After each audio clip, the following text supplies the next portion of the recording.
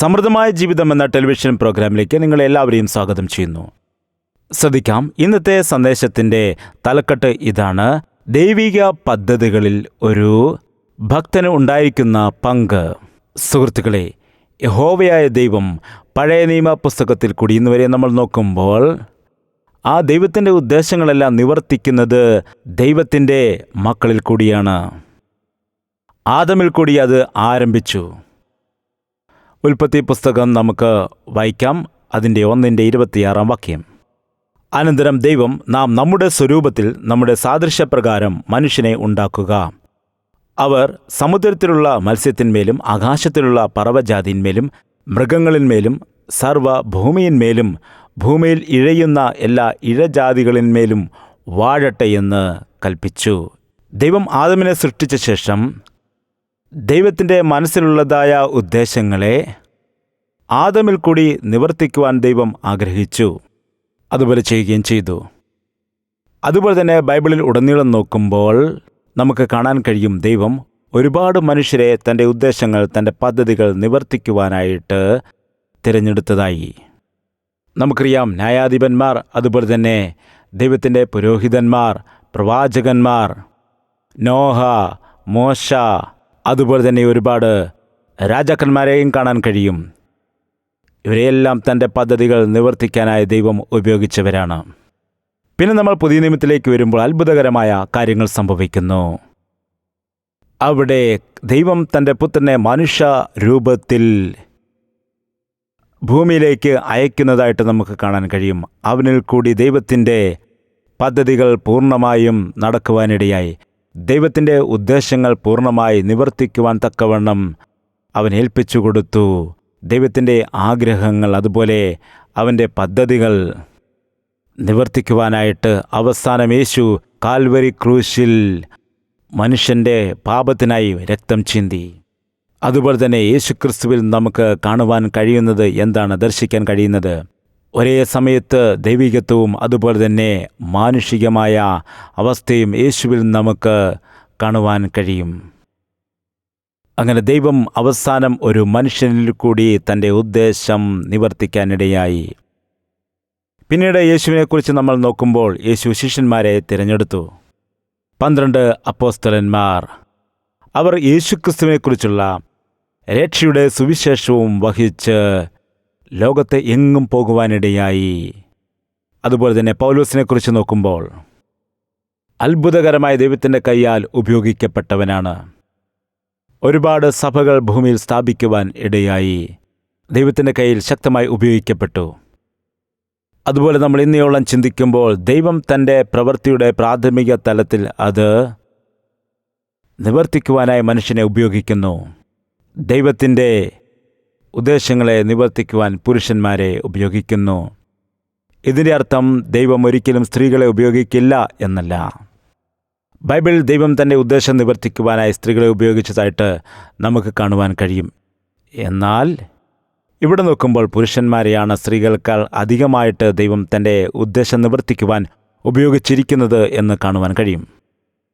എങ്ങനെയാണ് ആദമിൽ കൂടി, ആദമിൻ്റെ സന്തതികളിൽ കൂടി ദൈവം തൻ്റെ ഉദ്ദേശങ്ങളെ ഈ ഭൂമിയിൽ നിവർത്തിക്കുവാനായി ആഗ്രഹിക്കുന്നത്? അത് അത്ഭുതകരമായ വാസ്തവമാണ്. ഉൽപ്പത്തി പുസ്തകം 1:26 കാണാൻ കഴിയും, ആദമിനെ ദൈവം ദൈവത്തിൻ്റെ സ്വരൂപത്തിലും സാദൃശ്യത്തിലും സൃഷ്ടിച്ചു എന്ന്. ആ വ്യക്തിയായിരുന്നു ഏദൻ തോട്ടത്തിലുള്ളതായ സകല ജീവജാലങ്ങളെയും അതിലുള്ള സസ്യങ്ങളെയെല്ലാം പരിപാലിച്ചത്. ഉൽപ്പത്തി പുസ്തകം 1-ാം അധ്യായം അതിൻ്റെ 15-ാമത്തെ വാക്യത്തിൽ നമ്മൾ എന്താണ് കാണുന്നത്? വായിക്കുകയാണ്: യഹോവയായ ദൈവം മനുഷ്യനെ കൂട്ടിക്കൊണ്ടുപോയി ഏദൻ തോട്ടത്തിൽ വേല ചെയ്യുവാനും അതിനെ കാപ്പാനും അവിടെ ആക്കി. എന്താണ് കാണുന്നത്? ആദമിനെയും ഹൗവയെയും ദൈവം ഏദൻ തോട്ടത്തിലാക്കി. അവർ അവിടെ പാർപ്പാൻ ഇടയായി. അവർ തോട്ടത്തിൽ വേല ചെയ്യുകയും അതിനെ കാക്കുകയും ചെയ്തു. എങ്ങനെയാണ്? ദൈവം കൊടുത്തതായ ആ സ്വരൂപത്തിൽ, സാദൃശ്യത്തിൽ, അതായത് ദൈവത്തിൻ്റെ സ്വഭാവത്തിൽ. എന്നാൽ എന്താണ് സംഭവിച്ചത്? ദൈവത്തിൻ്റെ ഉദ്ദേശം നിവർത്തിക്കുവാനിടയായില്ല. അവസാനം മനുഷ്യൻ്റെ സാദൃശ്യത്തിൽ ദൈവത്തിൻ്റെ പുത്രൻ തന്നെ ഈ ഭൂമിയിലേക്ക് വന്നു. അതിനുശേഷം യേശുക്രിസ്തുവിലുള്ള രക്ഷയിൽ കൂടി അവനിൽ വിശ്വസിക്കുന്ന എല്ലാവർക്കും ഈ നഷ്ടപ്പെട്ട സ്ഥാനത്തെ ദൈവം കൊടുക്കുവാൻ ഇടയായി. അതുകൊണ്ട് സുഹൃത്തുക്കളെ, നിങ്ങൾ ശ്രദ്ധിക്കണം. ഇന്നുള്ള നമ്മുടെ സഭകളിൽ, നമ്മുടെ കുടുംബത്തിൽ, നമ്മുടെ സമൂഹത്തിൽ, ക്രിസ്തീയ ലോകത്തിൽ നമുക്ക് ദൈവത്തിൻ്റെ പ്രവർത്തികൾ ചെയ്യണമെങ്കിൽ കർത്താവിൽ കൂടി നമുക്ക് ലഭിച്ചിരിക്കുന്നതായ ആ ദൈവത്തിൻ്റെ സ്വരൂപത്തിൽ കൂടി മാത്രമേ കഴിയുകയുള്ളൂ എന്നത് മനസ്സിലാക്കണം. എല്ലാ ക്രിസ്ത്യാനികളും ദിനംതോറും കൂടുതലായി യേശുക്രിസ്തുവിൻ്റെ ആ സ്വരൂപത്തിലേക്ക്, സാദൃശ്യത്തിലേക്ക് വളരേണ്ടത് ആവശ്യമാണ്. അങ്ങനെ ദൈവത്തിൻ്റെ മനുഷ്യർ അവരുടെ ജീവിതത്തിൽ ദിനംതോറും ക്രിസ്തുവിലുള്ള സ്വഭാവത്തിലേക്ക്, അവൻ്റെ ഭാവത്തിലേക്ക് കടന്നു വരുമ്പോൾ ഓട്ടോമാറ്റിക്കായിട്ട് തന്നെ ദൈവത്തിൻ്റെ ഉദ്ദേശം ഈ മനുഷ്യരിൽ കൂടി നിവർത്തിക്കാനിടയാകും. ഞാൻ നൽകുന്ന ഈ സന്ദേശം ലോകത്തിൽ എമ്പാടുമുള്ള അനേകം പുരുഷന്മാർ കേൾക്കുവാനിടയാകും. ഈ സന്ദേശം അവർ ശ്രദ്ധിക്കാനിടയാകും. ഞാൻ നിങ്ങളോട് ഒരു കാര്യം പറയട്ടെ. കർത്താവ് നിങ്ങളോട് കൽപ്പിക്കുകയാണ്, നിങ്ങളുടെ ജീവിതത്തിലെ എല്ലാ മേഖലകളിലും കർത്താവ് അറിയിക്കുന്നിടത്ത് അവൻ്റെ ഹിതം നിങ്ങൾ ചെയ്യണം. നിങ്ങൾ അത് ചെയ്യുമ്പോൾ, അതുപോലെ ഞാൻ അത് ചെയ്തെടുക്കുമ്പോൾ, നമ്മുടെ ജീവിതത്തിൽ ദൈവത്തിൻ്റെ ഭാവത്തിലേക്ക് നമ്മൾ വളരുകയാണ് ചെയ്യുന്നത്. ക്രിസ്തുവിൻ്റെ സ്വഭാവം എന്താണ്? അവൻ്റെ സ്വഭാവത്തെക്കുറിച്ച് നമ്മൾ പഠിക്കണം. അത് നമുക്ക് ബൈബിളിൽ എമ്പാടും കാണാൻ കഴിയും. പ്രത്യേകിച്ച് 4 സുവിശേഷങ്ങളിൽ കാണാൻ കഴിയും. പ്രാർത്ഥിക്കണം. എല്ലാ പുരുഷന്മാരും പ്രാർത്ഥിക്കണം. യേശുക്രിസ്തുവിൻ്റെ ക്രൂശിൻ്റെ ശക്തിയാൽ, പരിശുദ്ധാത്മാവിൻ്റെ ശക്തിയാൽ ഒരു ദിവസം ദൈവത്തിൻ്റെ യഥാർത്ഥമായ ഉദ്ദേശത്തിലേക്ക് നിങ്ങൾക്ക് വളരുവാൻ കഴിയും. അപ്പോഴെന്താണ് സംഭവിക്കുന്നത്? നിങ്ങളുടെ ജീവിതത്തിൽ യേശു കർത്താവ് ആഗ്രഹിക്കുന്നത് പോലെ ദൈവത്തിൻ്റെ ഉദ്ദേശങ്ങൾ നിങ്ങളിൽ കൂടി നിവർത്തിക്കുവാൻ അവന് കഴിയും. നമ്മളിലുള്ള ഉത്തരവാദിത്വം നമ്മൾ നിർവഹിക്കേണ്ടത് ആവശ്യമാണ്. നമ്മൾ നമ്മുടെ ജീവിതത്തിൽ കൂടി ദൈവത്തിൻ്റെ എല്ലാ ഇഷ്ടങ്ങളും നിറവേറ്റുവാൻ തക്കവണ്ണം മനസ്സുള്ളവരായിരിക്കണം. നമുക്ക് ശ്രദ്ധിക്കാം. ക്രിസ്തീയ ജീവിതത്തിൽ ഒരു ദൈവിക പുരുഷൻ തൻ്റെ ജീവിതത്തിൽ കൂടി 3 റോളുകൾ കൈകാര്യം ചെയ്യുന്നതായിട്ട് കാണാൻ കഴിയും. നമ്പർ 1, കുടുംബത്തിൽ ഉള്ളതായ ദൈവിക പുരുഷൻ്റെ പങ്ക്. 1 കൊരിന്ത്യർക്കെഴുതിയ ലേഖനം 11-ാം അധ്യായം 3-ാമത്തെ വാക്യം ഞാൻ വായിക്കുകയാണ്. എന്നാൽ ഏത് പുരുഷൻ്റെയും തല ക്രിസ്തു, സ്ത്രീയുടെ തല പുരുഷൻ, ക്രിസ്തുവിൻ്റെ തല ദൈവം എന്നു നിങ്ങൾ അറിയണം എന്ന് ഞാൻ ആഗ്രഹിക്കുന്നു. എത്ര മനോഹരമായ കാര്യമാണിത്. ദൈവമാണ് ക്രിസ്തുവിൻ്റെ തല. ഒരു ക്രിസ്തീയ പുരുഷൻ്റെ തല ക്രിസ്തുവാകുന്നു. ആ ക്രിസ്തീയ പുരുഷൻ തൻ്റെ കുടുംബത്തിൻ്റെയും അതുപോലെ തൻ്റെ ഭാര്യയുടെയും തലയാകുന്നു. ഇതാണ് കേൾക്കേണ്ടത്. ഇത് നമ്മൾ വ്യക്തമായി മനസ്സിലാക്കേണ്ടത് ആവശ്യമാണ്. ക്രിസ്തീയ കുടുംബങ്ങളിലെല്ലാം പുരുഷൻ ആയിരിക്കണം, ഭർത്താവായിരിക്കണം ആ കുടുംബത്തിൻ്റെ ഗൃഹനാഥൻ. ഇന്ന് എന്താണ് സംഭവിക്കുന്നത്? ഭാര്യയും ഭർത്താവും ചേർന്ന് കുടുംബത്തിൻ്റെ ഉത്തരവാദിത്തങ്ങൾ, കുടുംബത്തിലെ കാര്യങ്ങൾ ചെയ്യുവാനുള്ളതായ ആ ഉത്തരവാദിത്തം ഏറ്റെടുക്കുന്നതാണ് ഇന്ന് കാണുന്നത്. ചില ഭവനങ്ങളിൽ അവിടുത്തെ ഭർത്താവ് കുടുംബത്തെക്കുറിച്ച് അത്രത്തോളം ശ്രദ്ധ കാണിക്കില്ല. അദ്ദേഹം കുടുംബത്തിലുള്ള ആളുകളെക്കുറിച്ചോ അവരുടെ ആവശ്യങ്ങളെക്കുറിച്ചോ ഒന്നും അത്ര ശ്രദ്ധ കൊടുക്കില്ല. എന്നാൽ ക്രിസ്തീയ പുരുഷൻ അങ്ങനെ ചെയ്യുവാൻ കഴിയില്ല. ഒരിക്കലും അങ്ങനെ നിങ്ങൾ പ്രവർത്തിക്കുവാൻ പാടില്ല. പരിശുദ്ധാത്മാവ് നിങ്ങളോട് വളരെ ശക്തമായി പറയുകയാണ്. നിങ്ങളുടെ കുടുംബത്തിൻ്റെ തലയായിരിക്കാനുള്ളതായ ഉത്തരവാദിത്തം നിങ്ങൾക്കുണ്ട്. നിങ്ങളുടെ കുടുംബത്തിലെ കാര്യങ്ങൾ നിയന്ത്രിക്കുവാനുള്ളതായ ചുമതല, ആ അധികാരം ദൈവം തന്നിരിക്കുന്നു. വചനം നമ്മൾ പഠിക്കുമ്പോൾ ക്രിസ്തീയ പുരുഷന്മാരെക്കുറിച്ച് 3 പ്രധാനപ്പെട്ട കാര്യങ്ങൾ ഇവിടെ പറയുന്നുണ്ട്. അതിൻ്റെ ഒരു ഭാഗം ഞാൻ നിങ്ങളോടിപ്പോൾ പങ്കുവയ്ക്കാം. അതിൻ്റെ സബ്ബായിട്ടുള്ള ഒരു ഭാഗമാണ് ഞാൻ പറയുന്നത്. ക്രിസ്തീയ കുടുംബത്തിൽ ഭാര്യയും ഭർത്താവും പരസ്പരം കൈപ്പോടെ, പിണക്കത്തോടെ ഇരിക്കുവാൻ പാടില്ല. ഈ പ്രത്യേക വചനം കൊലോസ്യർക്കെഴുതിയ ലേഖനം 3:19 നമുക്ക് കാണാൻ കഴിയും. ഭർത്താക്കന്മാരെ, നിങ്ങളുടെ ഭാര്യമാരെ സ്നേഹിപ്പിൻ, അവരോട് കയ്പായിരിക്കരുത്. ഒന്നാമതായി ഇതിൻ്റെ നെഗറ്റീവ് പാർട്ട് എന്താണെന്ന് നമുക്ക് നോക്കാം. ഭാര്യമാരോട് കയ്പായിരിക്കരുത്. വളരെ പ്രധാനമായ കാര്യം. എന്നാൽ നിർഭാഗ്യവശാൽ പല ഭർത്താക്കന്മാരും ഭാര്യമാരോട് കയ്പായിരിക്കുന്ന അനുഭവമാണ്. അവരോട് വഴക്കുണ്ടാക്കും, അവരെ ഉപദ്രവിക്കും, അവരെ എപ്പോഴും കുറ്റപ്പെടുത്തും. ഇതൊന്നും ഒരു യഥാർത്ഥ ക്രിസ്തീയ കുടുംബനാഥന് ചേരുന്ന സ്വഭാവമല്ല. നിങ്ങളുടെ ഭാര്യമാരോട് കയ്പായിരിക്കുവാൻ പാടില്ല. കയ്പ് എന്ന് പറയുമ്പോൾ അതിൻ്റെ മറ്റൊരു അർത്ഥം ഇതാണ്: നിങ്ങളുടെ ഭാര്യയുടെ ആവശ്യങ്ങൾ നിറവേറ്റി കൊടുക്കാതെയിരിക്കരുത്. വളരെ പ്രധാനമാണത്. ഭാര്യയുടെ ആവശ്യങ്ങൾ നിങ്ങൾ നിറവേറ്റി കൊടുക്കുക. എങ്ങനെയാണ്? സ്നേഹത്തിൽ കൂടി. ഒരു ഭർത്താവ് എത്രത്തോളം തൻ്റെ ഭാര്യയെ കൂടുതലായി സ്നേഹിക്കുന്നുവോ അത്രത്തോളം ഉത്തരവാദിത്തമുള്ളതായ ഒരു ഭർത്താവായി ഭാര്യയുടെ ആവശ്യങ്ങൾ നിറവേറ്റി കൊടുക്കുന്ന ഒരു ഭർത്താവായിരിക്കും. ഒരു കുടുംബത്തിലെ ഭാര്യ എന്ന നിലയിൽ, മാതാവെന്ന നിലയിൽ അവരുടെ ആവശ്യങ്ങൾ എന്താണെന്ന് നോക്കുമ്പോൾ 3 പ്രധാനപ്പെട്ട ആവശ്യങ്ങൾ ഉണ്ട്. ഒന്ന്, അവളുടെ ഭൗതികമായ ആവശ്യങ്ങൾ, അവൾക്ക് വേണ്ട ആഹാരം, വസ്ത്രം, അങ്ങനെയുള്ളതായ കാര്യങ്ങൾ. അത് ഒരു ഭർത്താവെന്ന നിലയിൽ എപ്പോഴും ശ്രദ്ധിക്കുകയും അവളുടെ കാര്യങ്ങൾ ഉത്തരവാദിത്തത്തോടെ ചെയ്തു കൊടുക്കേണ്ടതും ആവശ്യമാണ്. അതുപോലെ തന്നെ വൈകാരികമായിട്ടുള്ള ആവശ്യങ്ങൾ, അവളുടെ മനസ്സിനെ സന്തോഷിപ്പിക്കുന്നതായ കാര്യങ്ങൾ ചെയ്തു കൊടുക്കുക. അവളുടെ കാര്യങ്ങൾ, അവളുടെ ചിന്താഗതി അനുസരിച്ചുകൊണ്ട് അവളോട് പെരുമാറുക. ഭാര്യമാർ ഒരുപാട് കഷ്ടത അനുഭവിക്കുന്നവരാണ്. അവരുടെ മനസ്സിൽ പല നെഗറ്റീവ് ആലോചനകളും കടന്നു വരും. ചില സമയത്ത് അവർക്ക് അധൈര്യമുണ്ടാകും, നിരാശകളുണ്ടാകും, ഭയമുണ്ടാകാം, അതുപോലെ ദുഃഖങ്ങളുണ്ടാകും. കുടുംബത്തെക്കുറിച്ചുള്ള ഭാരങ്ങൾ, വിഷയങ്ങൾ ഓർത്തുകൊണ്ട് ദുഃഖിക്കും. തന്മൂലം മാനസികമായി ഭാരം അനുഭവിക്കുകയായിരിക്കും. അപ്പോൾ ഒരു ഭർത്താവ് എന്താണ് ചെയ്യേണ്ടത്? അവളുടെ അരികിലേക്ക് ചെന്നിട്ട് അവളെ ആശ്വസിപ്പിക്കണം. അതാണ് വേണ്ടത്. അവളുടെ ഇഷ്ടാനിഷ്ടങ്ങളെക്കുറിച്ച് സംസാരിക്കുക. അതുപോലെ അവളുടെ ഇഷ്ടങ്ങൾ സാധിപ്പിച്ചു കൊടുക്കുക. അവൾക്ക് സന്തോഷം കൊടുക്കുക. അതുപോലെ തന്നെ ഒരു ഭാര്യയെ സംബന്ധിച്ച് അവൾക്ക് ആത്മീയപരമായ ആവശ്യങ്ങളും ഉണ്ട്. ഹസ്ബൻഡ് ആ കുടുംബത്തിൻ്റെ നാഥനായിരിക്കുന്ന സന്ദർഭത്തിൽ ഭർത്താവിന് തൻ്റെ ഭാര്യയുടെയും അതുപോലെ തന്നെ മക്കളുടെയും ആത്മീയമായ ആവശ്യങ്ങൾ നിറവേറ്റി കൊടുക്കേണ്ട ചുമതലയുണ്ട്. ഭർത്താവ് തീർച്ചയായും ഒരു ആത്മീയത ഉള്ള മനുഷ്യൻ ആയിരിക്കണം. ആത്മീയതയിൽ കൂടി തൻ്റെ കുടുംബത്തെ, അതുപോലെ തൻ്റെ മക്കളുടെ ജീവിതത്തെ കെട്ടിപ്പടുക്കുവാൻ കഴിയണം. ഒരു ക്രിസ്തീയ കുടുംബത്തിലെ ഭർത്താവിൻ്റെ രണ്ടാമത്തെ റോൾ ഇതാണ്: തൻ്റെ മക്കളെ യേശുക്രിസ്തുവിൽ അച്ചടക്കമുള്ള മക്കളായി വളർത്തിക്കൊണ്ടുവരണം.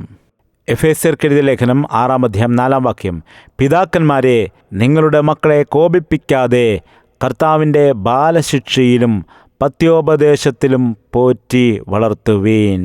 ഇതിൻ്റെ 1-ാമത്തെ വാക്യത്തിൽ എന്താണ് പറയുന്നത്? നിങ്ങളുടെ മക്കളെ നിങ്ങൾ കോപിപ്പിക്കുവാൻ പാടില്ല.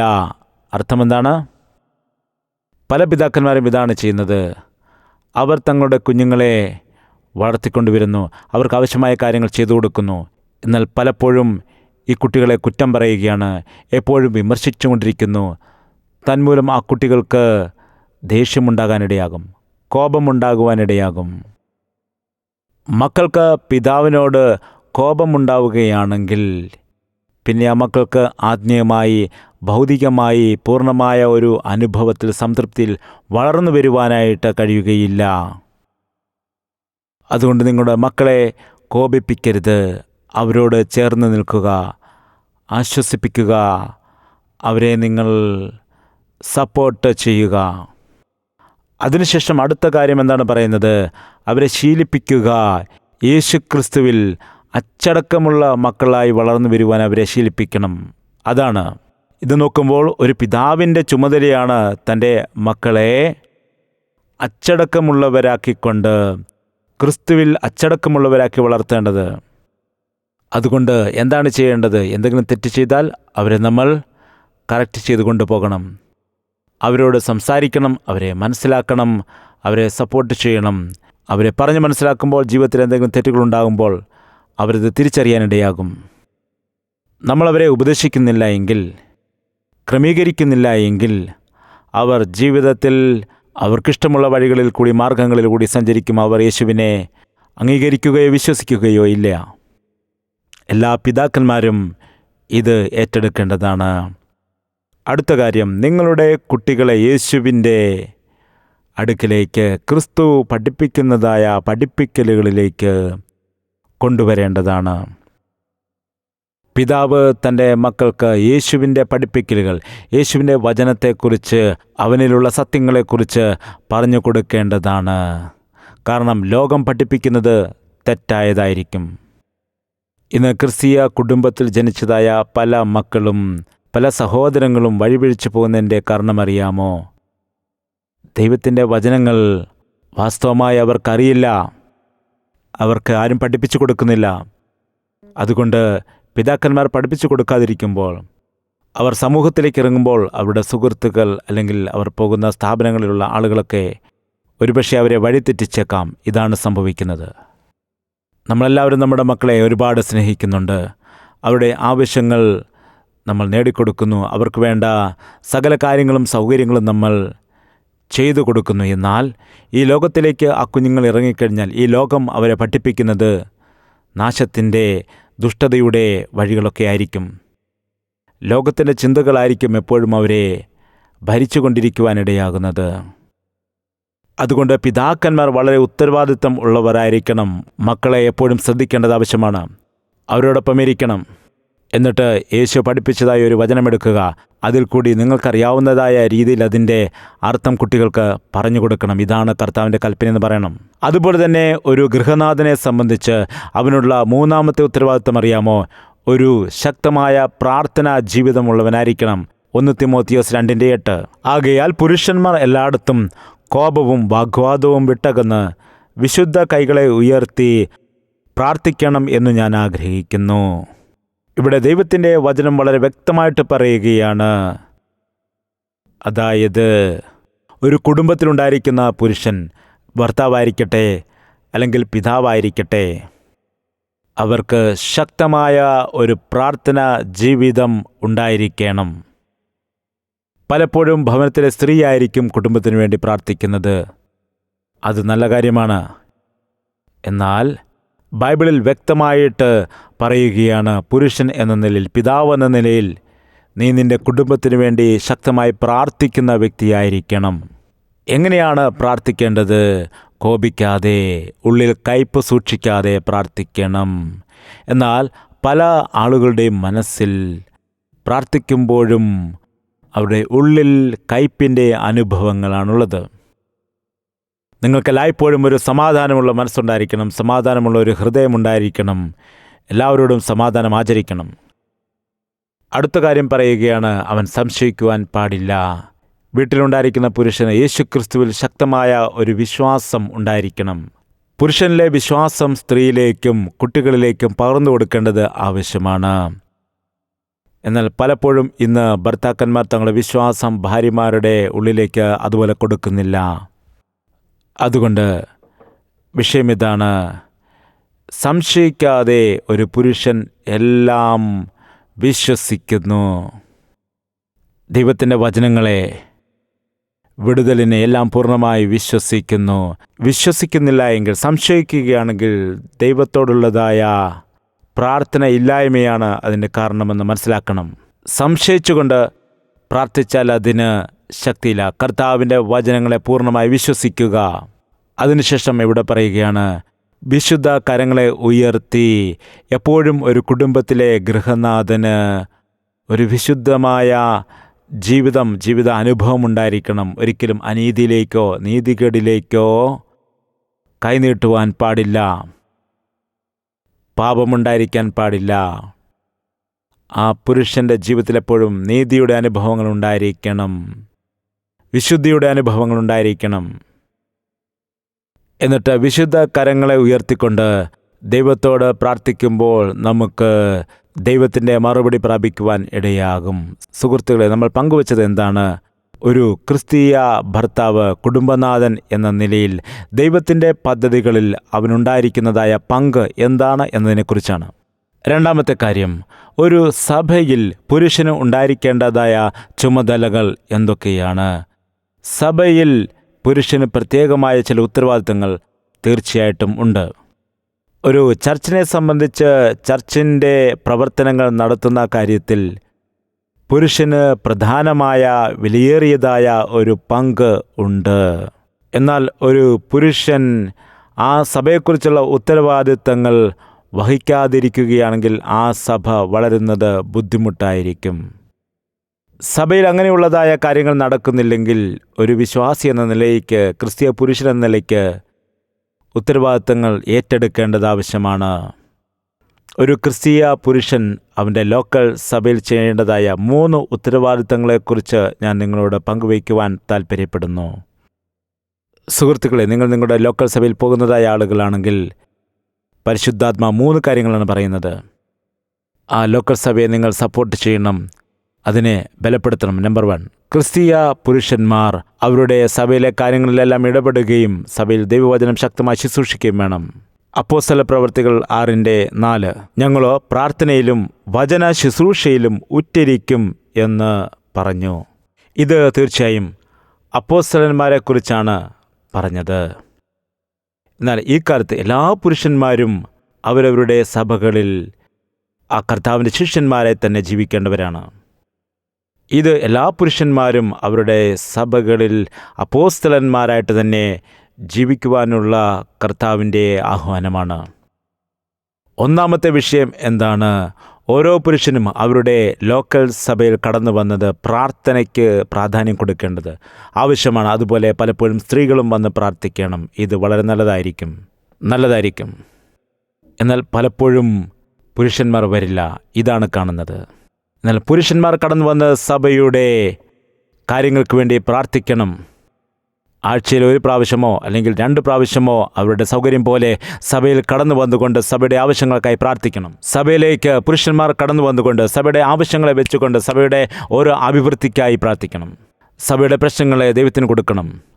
അപ്പോൾ അതിൽ കൂടി ദൈവത്തിൻ്റെ പ്രവൃത്തി വെളിപ്പെടുവാൻ ഇടയാകും. അതുപോലെ സഭ വളരുന്നതിന് വേണ്ടി സഭയിലെ പുരുഷന്മാർ കർത്താവിൻ്റെ സന്നിധിയിൽ പ്രാർത്ഥിക്കണം. അതുപോലെ ക്രിസ്തീയ പുരുഷന്മാർ സഭയിൽ ദൈവത്തിൻ്റെ വചനം മറ്റുള്ളവരെ പഠിപ്പിക്കേണ്ടത് ആവശ്യമാണ്. ദൈവദാസന്മാർ അങ്ങനെ ചെയ്യണം. അതുപോലെ സഭയിലെ മൂപ്പന്മാർ അങ്ങനെ ചെയ്യണം. അതുപോലെ തന്നെ സൺഡേ സ്കൂളിൻ്റെ കാര്യമെടുത്താൽ എപ്പോഴും എന്തുകൊണ്ട് സ്ത്രീകൾ മാത്രം സൺഡേ സ്കൂൾ പഠിപ്പിക്കണം? പുരുഷന്മാരും അതിൻ്റെ ചുമതലകൾ വഹിക്കണം. അതുപോലെ യുവജനങ്ങളുടെ കാര്യമായാലും അങ്ങനെ ഒരുപാട് ഉത്തരവാദിത്തങ്ങൾ പുരുഷന്മാർ സഭയിൽ വഹിക്കേണ്ടതായിട്ടുണ്ട്. എന്നാൽ ഈ കാലത്ത് എന്താണ് സംഭവിക്കുന്നത്? പുരുഷന്മാർ പ്രാർത്ഥന ഒഴികെ, ആരാധന ഒഴികെ മറ്റു പല കാര്യങ്ങളിൽ മാത്രമാണ് ഉൾപ്പെടാറുള്ളത്. എന്നാൽ അവർ ദൈവത്തിൻ്റെ ഹിതത്തിലേക്ക് തിരിച്ചു വരേണ്ടത് ആവശ്യമായിരിക്കുന്നു. അതുപോലെ തന്നെ രണ്ടാമത്തെ കാര്യം, പുരുഷന്മാർ സഭയിൽ ചെയ്യേണ്ടതായ രണ്ടാമത്തെ കാര്യം, അതിനെക്കുറിച്ച് നമ്മൾ ശ്രദ്ധിക്കണം. അവർ ചെയ്യേണ്ടത് എന്താണെന്ന് വെച്ചാൽ അവർ മറ്റുള്ളവരെ റെസ്പെക്റ്റ് ചെയ്യേണ്ടത് ആവശ്യമാകുന്നു. 1 തിമോഥെയോസിൻ്റെ ലേഖനം 3-ാം അധ്യായം അതിൻ്റെ 8-ാമത്തെ വാക്യം വായിക്കുന്നു. അവണ്ണം ശുശ്രൂഷകന്മാർ ഘനശാലികളായിരിക്കണം, ഇരുവാക്കുകാരും മദ്യപന്മാരും ദുർലാഭ മോഹികളും ആകരുത്. സഭയിലുള്ളതായ ക്രിസ്തീയ പുരുഷന്മാർ ഒരിക്കലും മദ്യപാനത്തിന് അടിമകളാകാൻ പാടില്ല. രണ്ടാമതായിട്ട് അവർ പണക്കൊതിയന്മാർ, ലാഭക്കൊതിയന്മാരാകുവാൻ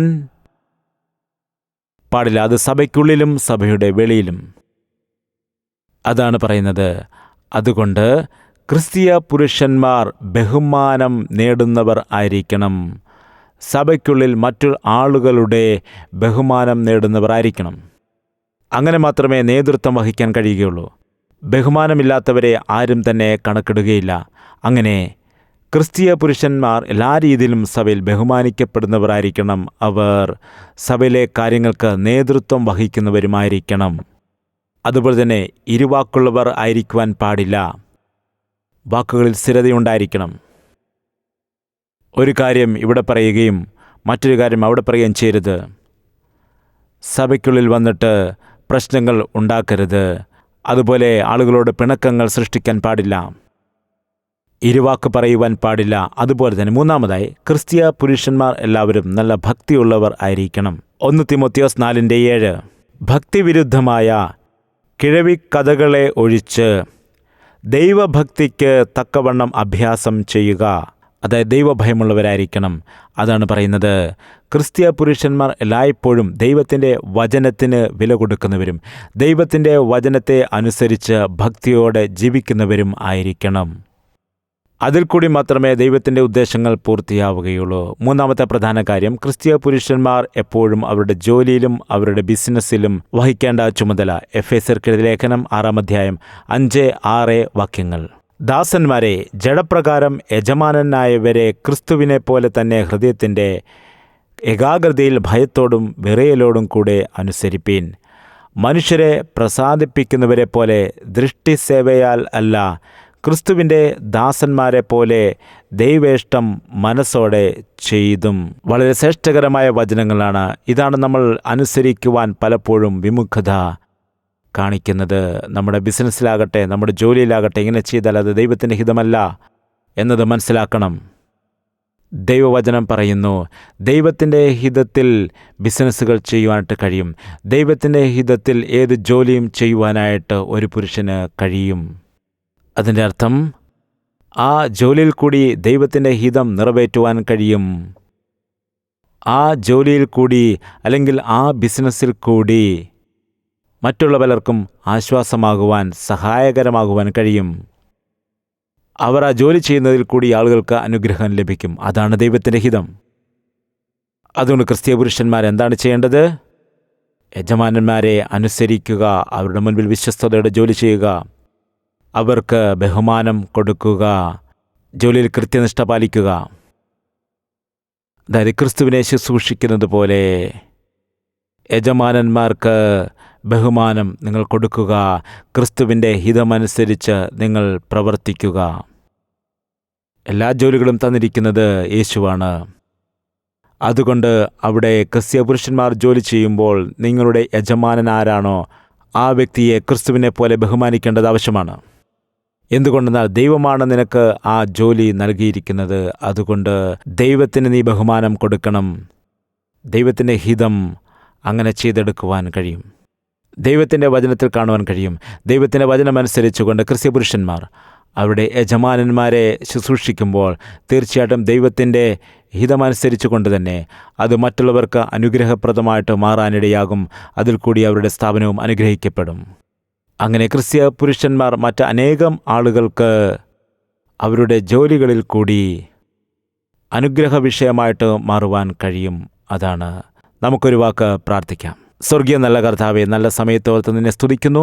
ശ്രേഷ്ഠമായ വചനത്തെ ഓർത്ത് അങ്ങേ ഞങ്ങൾ മഹത്വപ്പെടുത്തുകയാണ്. ക്രിസ്തീയ പുരുഷന്മാർ അവർ ഭവനത്തിൽ എങ്ങനെയായിരിക്കണം, അവരുടെ സഭയിൽ എങ്ങനെയായിരിക്കണം, അവരുടെ ജോലി മേഖലകളിൽ എങ്ങനെയായിരിക്കണം എന്നതിനെക്കുറിച്ച് ശ്രേഷ്ഠമായ സത്യങ്ങൾ നീ ഞങ്ങളെ അറിയിക്കാനിടയായല്ലോ. കർത്താവ്, ഇത് കേട്ടതായ എല്ലാ ക്രിസ്തീയ പുരുഷന്മാരെ നീ അനുഗ്രഹിക്കണമേ. അവരുടെ ജീവിതത്തിൽ അവർക്ക് ലഭിച്ചിരിക്കുന്നതായ ഉത്തരവാദിത്തങ്ങൾ വളരെ പൂർണ്ണതയോടെ ക്രിസ്തുവിൽ ആശ്രയിച്ച് ചെയ്യുവാൻ അവരെ സഹായിക്കുമാറാകണമേ. കർത്താവ്, ഇതുപോലെ ആരെങ്കിലും ഈ സമയത്ത് രോഗത്താൽ ഭാരപ്പെടുന്നവരുണ്ടെങ്കിൽ അവർക്ക് അത്ഭുതകരമായ വിടുതലും സൗഖ്യവും നീ കൊടുക്കുമാറാകണമേ. അത്ഭുതകരമായ ആശ്വാസം കൊടുക്കണമേ. അവരുടെ ഹൃദയത്തിലെ ആഗ്രഹങ്ങളെ, അവരുടെ ഉദ്ദേശങ്ങളെ നീ നിറവേറ്റിക്കൊടുക്കണമേ. കർത്താവ്, ഈ സമയത്ത് നിന്റെ കരങ്ങളിലേക്ക് പ്രാർത്ഥന സമർപ്പിക്കുകയാണ്. യേശു കർത്താവിൻ്റെ നാമത്തിൽ അപേക്ഷിക്കുന്ന കൃപയോട് കേട്ട് ഉത്തരമരളയണമേ. ആമേൻ. ഇന്ന് ഞാൻ നിങ്ങൾക്ക് നൽകിയിരിക്കുന്നതായ ഈ സന്ദേശം നിങ്ങൾക്ക് അനുഗ്രഹമായി എന്ന് ഞാൻ വിശ്വസിക്കുന്നു. ഈ ശ്രേഷ്ഠമായ ടെലിവിഷൻ മിനിസ്ട്രിയുടെ ഭാഗമായി തീരുവാൻ നിങ്ങളെ ഞാൻ ക്ഷണിക്കുന്നു. ഞാനിപ്പോൾ പ്രധാനമായും 4 വ്യത്യസ്തമായ ഭാഷകളിലാണ് ഈ ജീവനുള്ളതായ സുവിശേഷം ടെലിവിഷനിൽ കൂടി അറിയിക്കുന്നത്. Hindi, Malayalam, Telugu and English. ഇതിൻ്റെ പിന്നിൽ ഒരുപാട് പണച്ചിലവ് ഉണ്ട്. ഇതിൽ കൂടി അനേകം ആളുകൾ, ലക്ഷക്കണക്കിന് ആളുകളാണ് ദൈവത്തിൻ്റെ വചനം കേൾക്കുന്നത്. അനേകം ആളുകൾ ദൈവവചനത്തിൻ്റെ സത്യങ്ങളെ മനസ്സിലാക്കുന്നു. സ്ക്രീനിൽ കാണുന്ന QR കോഡ് സ്കാൻ ചെയ്തുകൊണ്ട് സംഭാവനകൾ അയച്ചുകൊണ്ട് നിങ്ങൾക്ക് ഇതിൽ പാർട്ണറാകാൻ കഴിയും. നിങ്ങൾക്കിപ്പോൾ വളരെ ലളിതമായിട്ട് നിങ്ങളുടെ ഫോണിൽ ഈ QR കോഡ് സ്കാൻ ചെയ്തിട്ട് നിങ്ങളുടെ സംഭാവനകൾ അയക്കുവാൻ കഴിയുന്നതാണ്. അതുപോലെ തന്നെ സ്ക്രീനിൽ കാണിച്ചിരിക്കുന്നതായ ഈ ഫോൺ നമ്പർ നിങ്ങൾ സേവ് ചെയ്തുകൊണ്ട് ഈ നമ്പറിൽ കൂടിയും നിങ്ങൾക്ക് ഗൂഗിൾ പേ, ഫോൺ പേ തുടങ്ങിയതായ സൗകര്യങ്ങളിൽ കൂടി പണം അയക്കാൻ കഴിയും. അതുപോലെ മണി ഓർഡറിൽ കൂടിയും അയക്കാൻ കഴിയും. അതുപോലെ തന്നെ ചെക്ക് വഴി അയക്കുകയാണെങ്കിൽ സ്ക്രീനിൽ കാണിക്കുന്ന അഡ്രസ്സ് രേഖപ്പെടുത്തി വയ്ക്കുക. അതുപോലെ ഒരു പ്രോഗ്രാം സ്പോൺസർ ചെയ്യുവാൻ നിങ്ങൾ ആഗ്രഹിക്കുന്നുണ്ടെങ്കിൽ സ്ക്രീനിൽ കാണുന്നതായ നമ്പറുകൾ നിങ്ങൾ നോട്ട് ചെയ്ത് വയ്ക്കുക. നിങ്ങൾ ആ നമ്പറിലേക്ക് ബന്ധപ്പെടുമ്പോൾ ഞങ്ങളുടെ ഓഫീസ് അതിന് ആവശ്യമായ നിർദ്ദേശങ്ങൾ പറഞ്ഞു തരും. തീർച്ചയായും നിങ്ങൾ ഇതിനോട് പ്രതികരിക്കുക, അനുഗ്രഹം പ്രാപിക്കുക. ഇപ്പോൾ നമുക്ക് ആശീർവാദത്തിനായി തലകളെ വണക്കാം. പിതാവായ ദൈവത്തിൻ്റെ സ്നേഹവും പുത്രനായ യേശുക്രിസ്തുവിൻ്റെ കൃപയും പരിശുദ്ധാത്മാവിൻ്റെ കൂട്ടായ്മയും സഹവാസവും നാം ഓരോരുത്തരോടും നമ്മൾ പ്രാർത്ഥിക്കുന്ന എല്ലാ വിഷയങ്ങളോടും ഇന്നു മുതൽ എന്നേക്കും ഉണ്ടായിരിക്കുമാറാകട്ടെ. ആമേൻ.